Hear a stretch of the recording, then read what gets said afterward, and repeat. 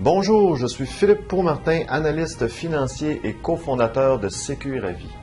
Dans cette vidéo, je vais partager avec vous une méthode simple et efficace pour vous assurer de payer le juste prix pour vos assurances-vie, comment bien choisir un agent d'assurance compétent et qualifié, et je vous explique comment le faire étape par étape. Je vous partage également une liste de plus de 20 questions pertinentes à poser à votre agent d'assurance lors de vos rencontres avec ce dernier pour être certain d'avoir l'heure juste. La façon simple d'en finir avec le doute de ne jamais être certain de savoir si vous achetez les bons produits d'assurance pour vous et votre famille et comment prendre les bonnes décisions même si vous n'avez aucune connaissance sur le sujet. Quand on veut protéger sa famille avec une assurance vie, qu'elle soit simple et abordable, avec un contrat clair et précis en cas de malheur, eh bien, ce n'est pas toujours évident. En fait, le problème, c'est qu'il y a énormément de produits disponibles sur le marché et ça devient difficile de s'y retrouver et de faire le bon choix. On ne sait pas trop par où commencer, à qui demander de l'aide et on a peur d'être mal conseillé. Il y a tellement de produits qu'on y perd complètement le nord et au final, on se retrouve avec des assurances qui ne répondent pas réellement à nos besoins, qui nous coûtent les yeux de la tête et on court le risque de laisser nos proches dans l'embarras. On souhaiterait arriver à faire le meilleur choix possible et avoir le sentiment d'être bien protégé, mais le manque de connaissances sur le sujet rend les choses très difficiles. Pourtant, vous le savez, les gens qui ont un produit d'assurance vie compatible avec leur budget et qui sont certains que la compagnie va payer s'ils décèdent, réussissent à payer le juste prix et à avoir l'esprit tranquille. Donc, comme je l'expliquais il y a quelques secondes, je vais partager avec vous une méthode bien simple pour mettre un terme une bonne fois pour toutes à votre sentiment de peur, de ne jamais être certain de faire les bons choix et de répondre à 100% de vos besoins en matière d'assurance vie, même si vous n'avez aucune connaissance particulière dans le domaine des assurances. Et ce qui est génial, c'est que cette méthode va vous permettre de respecter votre budget fixé et vous donner l'assurance de payer le juste prix. Vous aurez tous les outils nécessaires pour choisir un agent d'assurance qualifié et compétent, en plus d'avoir une liste de questions à lui poser le moment venu. Vous serez en mesure de comparer efficacement les produits sur le marché et de vous y retrouver facilement. En fait, si vous trouvez que les assurances c'est compliqué, que ça coûte cher et que vous n'y connaissez pas grand-chose, eh bien cette méthode va changer votre vie. Parce que vous aurez tout ce qu'il vous faut pour prendre une décision éclairée en toute connaissance de cause. J'appelle cette méthode la méthode BIPSI. J'ai constaté avec le temps qu'il existe 4 grands critères fondamentaux à combler lorsqu'il s'agit de faire l'achat d'assurance vie ou lorsqu'il s'agit en fait de faire l'achat de tout produit d'assurance de personnes confondues. L'achat d'assurance vie n'est pas un achat comme les autres produits ordinaires. En fait, il se crée un sentiment spécial, difficilement explicable, puisque ça concerne la vie et la mort de soi-même, mais également celle de ceux qu'on aime. Donc, la méthode BIPSI a été conçue pour répondre adéquatement aux 4 critères fondamentaux et donner en retour une sécurité psychologique, de l'argent mieux investi et une tranquillité d'esprit à ceux qui la suivent. C'est un processus d'achat qui m'a été inspiré par 3 importants facteurs. Facteur numéro 1, le processus de décision d'achat du consommateur. Ce processus est enseigné dans nos écoles et il s'agit en fait des 5 étapes qui se déroulent lors de l'achat d'un produit de consommation. Il s'agit en fait de la reconnaissance du problème, la recherche d'informations, l'évaluation des alternatives, la décision d'achat et l'évaluation du produit. Facteur numéro 2, plusieurs sondages où j'ai obtenu et décortiqué des centaines de réponses et dont le rôle était de faire parler les gens de leurs frustrations et problèmes à propos de l'achat d'assurance vie. Et le facteur numéro 3, mes 9 années d'expérience dans le domaine des services financiers. Donc, chaque personne avec l'intention d'acheter un produit d'assurance vie qui entre dans un processus d'achat, eh bien, cette méthode permet de faire les choses dans le bon ordre, dans la simplicité, en toute connaissance de cause et surtout de payer le juste prix. Donc, la méthode BIPSI, c'est quoi? Le numéro 1, c'est le budget à investir. Tout le monde sait comment ça coûte cher des assurances et quand on décide d'acheter de l'assurance, eh bien, c'est pour longtemps. Alors, on veut s'assurer de payer le juste prix. Mais le problème, c'est que très souvent, on paie pour des assurances qu'on n'a même pas besoin. Et du coup, eh bien, notre argent est mal investi et il en reste moins pour les loisirs en famille, avec les amis ou les sorties en amoureux.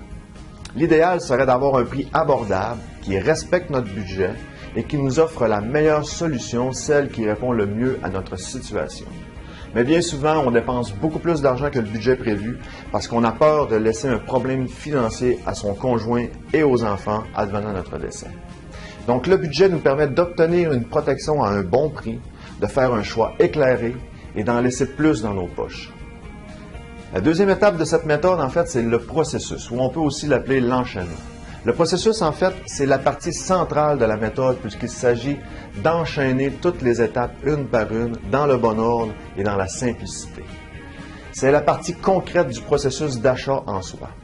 Lorsqu'on souhaite acheter une assurance vie, on veut que les choses soient simples et que le processus se fasse sans complications. Et pour ça, nous avons besoin d'une personne pour nous aider. Et cette personne, je vais l'appeler agent pour le reste de la vidéo. Donc le problème dans tout ça, c'est que la grande majorité des gens ne savent pas trop à qui demander de l'aide et ne sont jamais certains s'ils sont bien conseillés par l'agent qui leur vend l'assurance. Du coup, on se retrouve avec une insécurité psychologique de ne jamais être certain d'avoir fait les bons choix. Donc, l'enchaînement va vous donner des pistes à suivre pour choisir une personne en qui vous pouvez avoir confiance. Cette personne doit vous accompagner dans le processus d'achat de A à Z et ce, dans la plus grande des simplicités.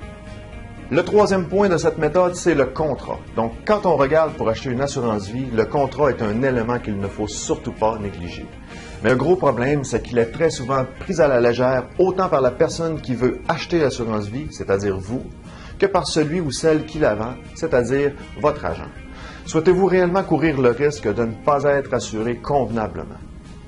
Êtes-vous vraiment à l'aise de payer pour un produit extrêmement important pour vous et votre famille et dont vous ne connaissez même pas les clauses et les garanties?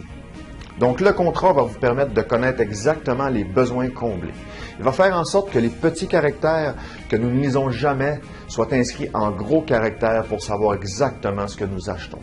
Et pour ce faire, vous allez avoir une liste de questions bien précises à poser à votre agent pour en être sûr et certain. Vous allez avoir l'assurance que la compagnie va payer si vous décédez. Le point numéro 4 maintenant, l'état d'esprit. En fait, l'état d'esprit, c'est la combinaison des trois premiers critères résolus. Lorsqu'il est question d'assurance vie, la majorité des gens veulent régler le dossier rapidement parce qu'ils n'aiment pas parler de ça, parce qu'ils n'y comprennent pas grand-chose, ça ne les intéresse pas du tout et c'est un fardeau de plus sur les épaules. Mais le problème, c'est qu'en agissant ainsi, les gens ne sont pas à l'abri des mauvaises surprises et surtout ne sont pas au fait de ce qu'ils achètent pour eux et leur famille et du coup, ils se retrouvent avec un sentiment d'insécurité psychologique. Il est logique de vouloir avoir l'esprit tranquille une fois le magasinage des assurances effectué. Mais le stress à l'idée de penser à si il devait arriver quelque chose ne peut s'estomper que si les trois critères précédents ont été comblés. Donc, ce quatrième critère va vous permettre d'avoir le sentiment d'être bien protégé. Vous n'aurez plus à penser à tout ça et ce sera un stress de moins à l'idée de savoir vos assurances bien organisées. Lorsque l'être humain est face à une décision qui implique la vie et la mort de soi-même ou de sa famille, il est tout à fait normal que plusieurs sentiments refont surface. Ce sont malheureusement ces sentiments qui, inconsciemment, nous font prendre des décisions qui peuvent s'avérer désastreuses pour nos proches, comme par exemple de laisser notre conjoint dans l'embarras financier en raison d'un contrat qui a été mal compris ou mal expliqué. Ou encore d'acheter des produits d'assurance qui ne conviennent pas du tout à nos besoins ou à notre situation en raison d'un processus long, incompréhensible et fastidieux. Ça peut devenir extrêmement frustrant à la longue. Alors, je viens de vous expliquer de façon plutôt théorique le quoi de la méthode BIPSI. Et dans un instant, je vais partager avec vous une liste de plus de 20 questions pertinentes à poser à votre agent d'assurance lors de vos rencontres avec ce dernier pour être certain d'avoir l'heure juste. Et je vous explique également comment prendre les bonnes décisions même si vous n'avez aucune connaissance sur le sujet. Mais juste avant, je vous explique comment mettre en pratique la méthode BIPSI et comment bien choisir un agent d'assurance compétent et qualifié. Et je vous l'explique étape par étape. Alors voyons maintenant comment vous pouvez utiliser la méthode BIPSI pour en laisser plus dans vos poches tout en faisant des choix éclairés et en gardant l'esprit tranquille pour les années à venir. À partir d'ici, je vous suggère fortement de mettre la vidéo sur pause et d'aller vous chercher un crayon et une feuille de papier pour prendre des notes. Donc maintenant, comment utiliser la méthode BIPSI au niveau du budget à investir? Donc le budget, eh bien, c'est pas trop compliqué. En fait, il s'agit de statuer sur un montant d'argent que vous êtes prêt à investir à chaque mois pour très longtemps.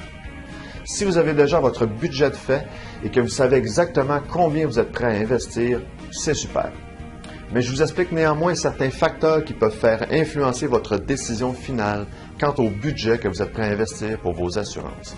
Premièrement, il est évident que le risque croît avec l'âge. Alors, le coût d'une assurance est plus élevé pour une personne âgée de 60 ans qu'une personne de 20 ans. Donc, votre âge est un facteur à prendre en considération dans votre budget. Ensuite, il va de soi que le budget n'est pas le même pour une jeune famille de 2 enfants que pour une personne seule sans enfants. Donc, le besoin à combler, c'est-à-dire le nombre de personnes à assurer, est également à prendre en considération dans votre budget. Si vous êtes fumeur de tabac, de cigarettes électroniques ou de cannabis, prévoyez un montant supplémentaire. Pour être considéré non-fumeur, en fait, ça doit faire au moins 12 mois que vous n'avez pas fumé. De plus, je vous recommande fortement de prévoir un montant supplémentaire de 25 %, puisqu'il est possible que la compagnie d'assurance vous demande de payer une surprime en raison de vos états de santé passés. Si vous avez toujours été en excellente santé, prévoyez quand même ce montant, je vous le suggère fortement. Par exemple, si vous prévoyez un budget de 100 $ par mois pour vos assurances, ajoutez un montant de 25 $, qui représente 25 % évidemment de 100 $ de plus par mois. Donc, si vous n'êtes pas surprimé, tant mieux, mais si vous l'êtes, ça va faire un petit peu moins mal au moral. Si vous êtes incapable de prévoir un budget supplémentaire en raison d'une surprime, ne vous en faites pas. Plusieurs solutions s'offrent à vous. Je ne vais pas vous décrire toutes les solutions car c'est du cas par cas et ce serait le contenu d'une vidéo à elle toute seule. Donc, dans cette situation, c'est votre agent d'assurance qui sera le mieux placé pour vous épauler et vous aider à prendre la meilleure décision possible pour vous. Alors, en parlant d'agent d'assurance, nous en arrivons au deuxième critère, soit le processus, ou que nous pouvons aussi appeler l'enchaînement. Puisque l'enchaînement est en réalité le processus d'achat en soi, il est important de ne pas faire les choses à moitié. Ce critère fondamental consiste à faire en sorte que le processus se fasse dans la plus grande des simplicités et à un prix qui respecte votre budget et pour que vous y compreniez enfin quelque chose de concret à propos de ce que vous allez acheter.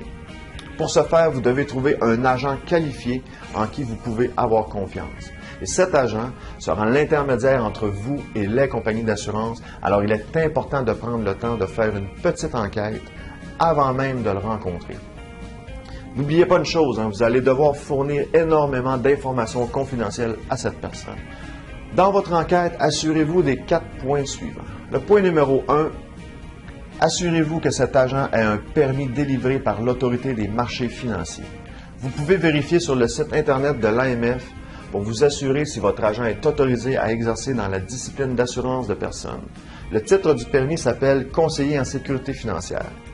Alors maintenant, laissez-moi vous montrer comment faire pour vérifier si votre agent a bel et bien un permis délivré par l'Autorité des marchés financiers. Tout d'abord, dans la barre de recherche, tout ce que vous avez à inscrire, évidemment, c'est le site de l'Autorité des marchés financiers, c'est-à-dire le www.l'autorité avec un L, l'autorité avec un L,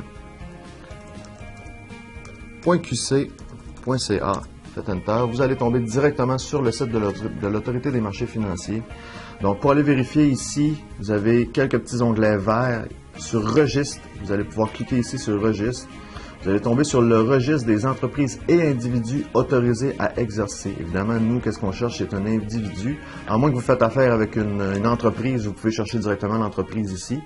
Dans notre exemple, par exemple, je vais marquer mon nom à moi. Donc, Philippe Pourmartin. Ici qu'on clique, on fait rechercher. Ici, on peut avoir, dans les personnes qui sont autorisées à exercer, il peut y avoir plusieurs Philippe Pourmartin. Dans mon exemple, il y en a seulement un, mais si, mettons, vous cherchez quelqu'un qui s'appelle Pierre Tremblay, il peut y avoir plusieurs Pierre Tremblay. Alors, c'est important de rechercher celui qui travaille dans votre coin, donc celui que le bon Pierre Tremblay, finalement. Alors, si on continue ici, on clique sur le nom. Et c'est là qu'on va. Donc, moi ici, évidemment, j'exerce à Chicoutimi, donc c'est facile de vérifier si c'est la bonne personne. Donc, être autorisé à exercer dans la ou les catégories ou disciplines suivantes. Donc, moi, je suis autorisé à vendre des produits en assurance de personnes, c'est-à-dire l'assurance vie, l'assurance invalidité, l'assurance maladie grave. Mais c'est aussi connu sous le nom de conseiller en sécurité financière.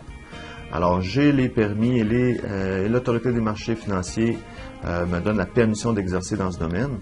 Et également, aussi, je suis allé chercher mes permis en représentant de courtier en épargne collective. Ça, c'est parce que je suis autorisé à vendre des placements pour mes clients également. Alors, c'est l'une des façons de pouvoir vérifier si votre agent est autorisé à exercer dans la discipline de l'assurance de personnes. Et vous pouvez aussi téléphoner directement à l'Autorité des marchés financiers pour le savoir. Point numéro 2 maintenant, avoir un dossier vierge. Encore sur le site de l'Autorité des marchés financiers, vous pouvez vérifier si cette personne a déjà été reconnue coupable d'un acte illégal dans le passé. Si c'est le cas, vous aurez accès à tous les détails de sa culpabilité.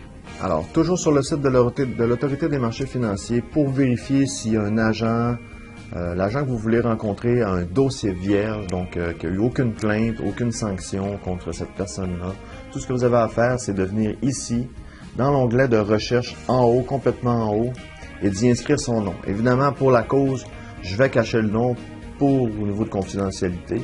Donc, tout ce que vous avez à faire, c'est entrer le nom et cliquer sur Entrée. Vous allez arriver sur cette page. Donc, sur cette page, si vous voyez un PDF où c'est marqué « Décision administrative et disciplinaire », c'est pas bon signe. Ça veut dire que l'agent que vous voulez rencontrer a eu une sanction ou a eu une plainte et il a été reconnu coupable finalement d'un acte frauduleux. Donc, tout ce que vous avez à faire, c'est cliquer sur le PDF pour atterrir sur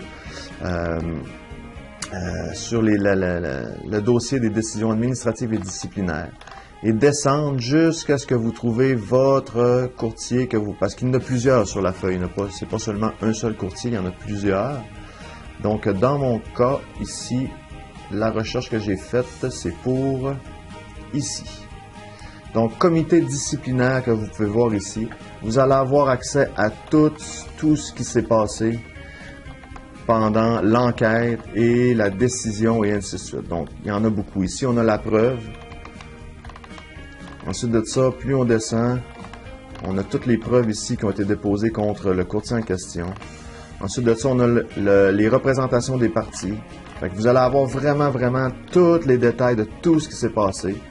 Ensuite de ça, ici, vous allez avoir, attendez une petite seconde, l'analyse, finalement, toute l'analyse, toute l'enquête qu'il y a eu, l'analyse qui a été faite par l'Autorité des marchés financiers. Et, bien entendu, finalement, vous allez avoir la décision et la sanction. Alors, c'est aussi simple que ça pour vérifier si un agent a un dossier vierge ou si un agent a eu des sanctions disciplinaires dans son passé. Point numéro 3 maintenant, avoir un droit de pratique avec toutes les compagnies d'assurance autorisées à vendre au Québec. Ne choisissez pas un agent qui travaille directement pour une compagnie d'assurance, car il va vous vendre uniquement son produit, même si celui-ci est plus cher que la concurrence, ou même s'il ne répond pas nécessairement à vos besoins. Il n'aura pas le choix, car il n'a pas accès aux autres produits. Vous devez absolument faire affaire avec un agent qualifié qui représente toutes les grandes compagnies d'assurance du Québec. Pour savoir si cette personne représente toutes les compagnies, posez-lui simplement la question suivante. Combien de compagnies d'assurance représentez-vous? La réponse devrait être au moins 15 compagnies. Les agents qui représentent une seule compagnie travaillent soit pour Industrial Alliance, Sun Life, La Capitale, La Combine, Group Investors, Ascente, Liberté 55 et j'en passe. Et le point numéro 4 maintenant, demander des références de clients satisfaits. Vous pouvez aussi demander des preuves d'accomplissement professionnel telles que des prix gagnés ou des reconnaissances publiques. Un agent qui refuse de vous fournir de telles informations peut avoir des choses à cacher. Et un petit bonus maintenant au point numéro 5, une petite astuce que je veux que vous compreniez bien. Bien que la plupart des agents se déplacent pour aller vous rencontrer à la maison, vous pouvez également demander une rencontre à son bureau. Ça va vous permettre de voir son environnement de travail et ses collègues. Vous allez voir si son bureau est plutôt bien rangé ou plutôt en désordre. Donc, ça va vous donner une idée supplémentaire sur la personne. Donc, comme on le sait, quand on magasine pour acheter des assurances, il vaut mieux être accompagné par un agent compétent et qualifié, avec les droits requis pour exercer, avec un dossier impeccable à l'Autorité des marchés financiers et en qui on peut avoir confiance. Le problème, c'est que les gens font confiance trop rapidement et se retrouvent avec de très mauvaises protections sans vraiment le savoir.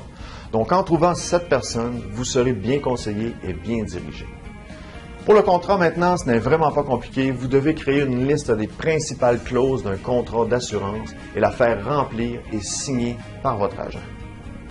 Vous serez en mesure de voir clairement les clauses que vous avez et celles que vous n'avez pas. Donc, les clauses du contrat d'assurance vie que la majorité des gens ne lisent jamais, mais qui sont très importantes, seront inscrites en gros caractères et confirmées par votre agent.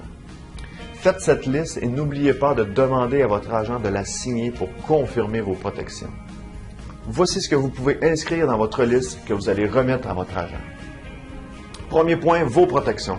Est-ce que ce sont des protections permanentes, donc à vie, ou temporaires?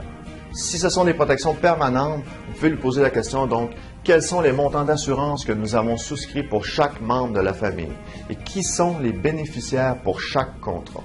Existe-t-il des valeurs de rachat ou de l'assurance libérée dans nos contrats? Y a-t-il des avenants rattachés à ces contrats? Et si oui, pouvez-vous me donner les détails précis de ces avenants? Si c'est une assurance temporaire, vous pouvez lui demander quels sont les montants d'assurance que nous avons souscrits pour chaque membre de la famille et qui sont les bénéficiaires pour chaque contrat. Dans combien d'années vont-elles se terminer? Existe-t-il un droit de transformation ou de modification lorsque l'assurance prend fin ou au cours du contrat? Si oui, pouvez-vous me donner des détails précis? Quelle est la raison principale de cette assurance temporaire? Par exemple, est-ce que c'est une assurance qui sert pour un remplacement du revenu du conjoint le temps que les enfants sont majeurs et autonomes? Est-ce que c'est une assurance qui sert pour assurer un prêt? Bon, souvent, on utilise l'assurance temporaire pour les prêts hypothécaires, par exemple. Est-ce que c'est une assurance pour d'autres besoins spécifiques comme les impôts au décès ou pour les particuliers possédant des actifs importants? Y a-t-il des avenants rattachés à ces contrats? Et si oui, pouvez-vous me donner les détails précis de ces avenants? Existe-t-il des clauses précises à ces contrats? Dans la grande majorité des cas, il existe deux clauses bien distinctes, c'est-à-dire la clause suicide et la clause d'incontestabilité. Demandez les dates à laquelle ces clauses se terminent. Maintenant, l'état d'esprit, donc, pour avoir un stress en moins à l'idée de savoir vos affaires bien organisées, faites les 3 premiers critères de la méthode BIPSI et vous aurez enfin l'esprit tranquille. Vous allez enfin être certain de payer le juste prix pour vos assurances. Vous n'aurez plus aucun doute que les compagnies d'assurance vont indemniser votre famille en cas de décès. Vous aurez une personne de confiance pour répondre à vos questions et à vos besoins. Et vous aurez la certitude d'avoir pris les bonnes décisions malgré votre manque de connaissances sur le sujet. Maintenant que vous savez comment mettre en pratique la méthode BIPSI, je vous dévoile la liste de plus de 20 questions pertinentes à poser à votre agent d'assurance lors de vos rencontres avec ce dernier pour être certain d'avoir l'heure juste. Mais attention! Après avoir pris connaissance de cette liste, écoutez bien la suite de la vidéo car je vous donne 4 bonus qui vous aideront encore plus pour l'achat de vos assurances. Mais vous devez les connaître avant de rencontrer votre agent. Donc, les questions à se poser ou à poser à votre agent. Quelles sont les options de paiement qui s'offrent à moi? Est-ce que ce sont des options mensuelles, annuelles, trimestrielles? Est-ce que je peux payer par chèque, par débit préautorisé, par carte de crédit, etc.? Demandez à votre agent de quelle façon il s'offre avec telle ou telle compagnie, parce que souvent, les compagnies offrent des options différentes d'une compagnie à l'autre. Qu'arrive-t-il si je ne peux plus payer mon assurance pendant un certain temps? Est-ce qu'il s'agit d'une assurance individuelle ou collective? Et quelle est la différence entre les deux? Le capital est-il garanti? Est-ce que c'est compliqué de souscrire à une assurance vie? Que se passe-t-il une fois que j'ai signé la proposition d'assurance? Que faire si j'ai eu des problèmes de santé dans le passé? Quelle est la différence entre bénéficiaire révocable et bénéficiaire irrévocable? Que se passe-t-il si mon bénéficiaire décède avant moi ou en même temps que moi? Que se produit-il si mon bénéficiaire est mineur? Et est-ce que je peux utiliser un organisme de charité comme bénéficiaire?